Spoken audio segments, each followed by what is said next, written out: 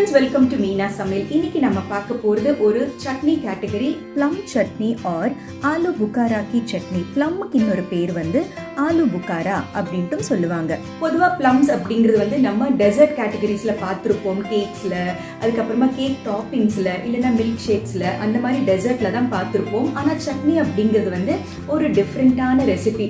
Chat items ரொம்ப பிடிச்சவங்களுக்கு வந்து இந்த சட்னி ரொம்ப ரொம்ப பிடிக்கும். ஏன்னா அந்த சட்பட்டா டேஸ்ட் அப்படின்னு சொல்லுவாங்க பார்த்தீங்களா, அந்த டேஸ்ட் இருக்குங்க.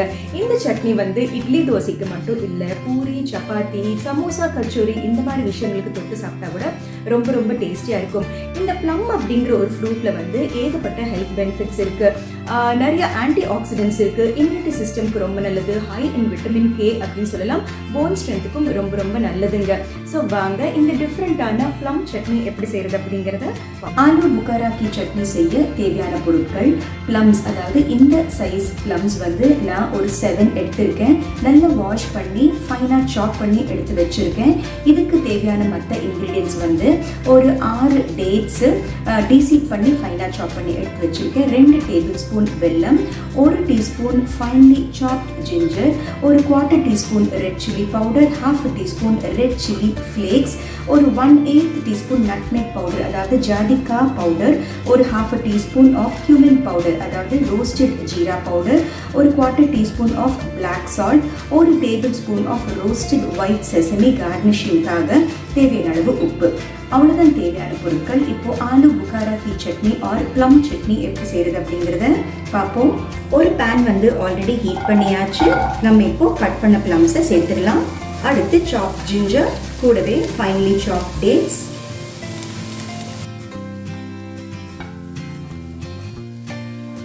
ஸோ இது நல்லா சாஃப்ட் ஆகிற வரைக்கும் குக் பண்ண வேண்டியது இருக்கும். மீடியம் லோ ஹீட் ஃப்ளேம்லேயே வந்து குக் பண்ணலாம். கூடவே வெல்லத்தை சேர்த்துக்கிறேன். வெல்லத்துக்கு பதிலாக இந்த ரெகுலர் ஒயிட் சுகர் கூட சேர்த்துக்கலாம்.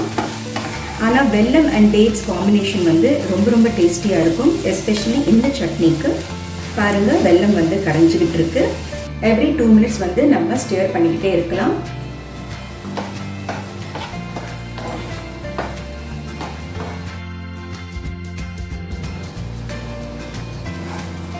பாருங்க எந்த அளவுக்கு தண்ணி விட்டுருக்கு. ஸோ அடிஷ்னல் வாட்டர் அப்படிங்கிறது நம்ம எதுவுமே சேர்க்கலை. அந்த ப்ளம்ல இருக்கிற தண்ணி தான் வெளியில் வந்திருக்கு. நல்லா சாஃப்டாக மஷியாக ஆகிடணும்.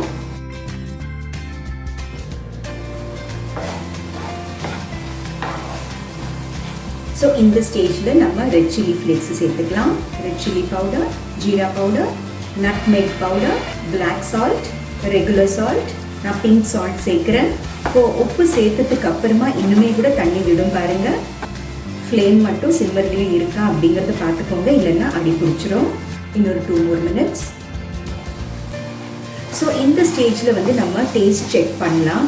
ஒருவேளை ஸ்வீட் வந்து கம்மியாக இருந்ததுன்னா, ஸ்வீட்டாக இருக்கட்டும் ஸ்பைஸாக இருக்கட்டும், அந்த பழத்தினுடைய ருசியை பேஸ் பண்ணி தான் நம்ம சேர்க்க வேண்டியது இருக்கும். இன்கேஸ் கொஞ்சம் சப்புன்னு இருந்ததுன்னா எய்தர் சுகர் ஆர் ஜாகரி நம்ம சேர்த்துக்கலாம். ஸோ இப்போ நான் ஸ்டவ் சுவிட்ச் ஆஃப் பண்ணிடுறேன். இது நல்ல ரூம் டெம்பரேச்சர் ஆறின பிறகு நம்ம வந்து இது மிக்சியில் ஸ்மூத்தாக அரைச்சிக்கலாம். இப்போ பாருங்கள், ஸ்மூத் பேஸ்ட்டாக அரைச்சி முடிச்சாச்சு. அடுத்து ஒரே ஒரு டீஸ்பூன் வினிகரை சேர்த்துக்கலாம். அண்ட் வினிகர் சேர்த்து ஃப்ரிட்ஜில் ஸ்டோர் பண்ணும்போது 2 to 3 months வரைக்கும் கெடவே கெடாது, ரொம்ப நல்லா இருக்கும், ஃப்ரெஷ்ஷாக இருக்கும் டேஸ்ட்டு. அடுத்து மேலே கார்னிஷிங்க்கு ரோஸ்டட் செசமி அண்ட் எள்ளு சேர்க்குற காரணம் வந்து நல்ல டெக்ஸ்டர் கொடுக்கும், ஷெல்ஃப் லைஃபும் அதிகமாக இருக்கும், சீக்கிரம் கெட்டு போகாது. ஸோ ஆர் ஆலூ புகாரா கி chutney or plum chutney is ready.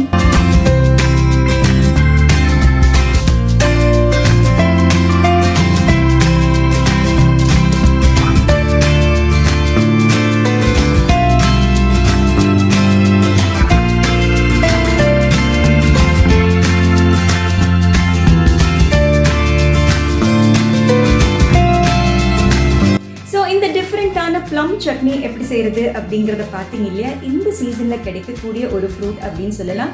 So கண்டிப்பாக சீசன் முடியறதுக்குள்ளே ட்ரை பண்ணி பாருங்கள். ஸோ மீனா சமையலை பாருங்கள், லைக், ஷேர், சப்ஸ்கிரைப் பண்ணுங்கள். பாய்.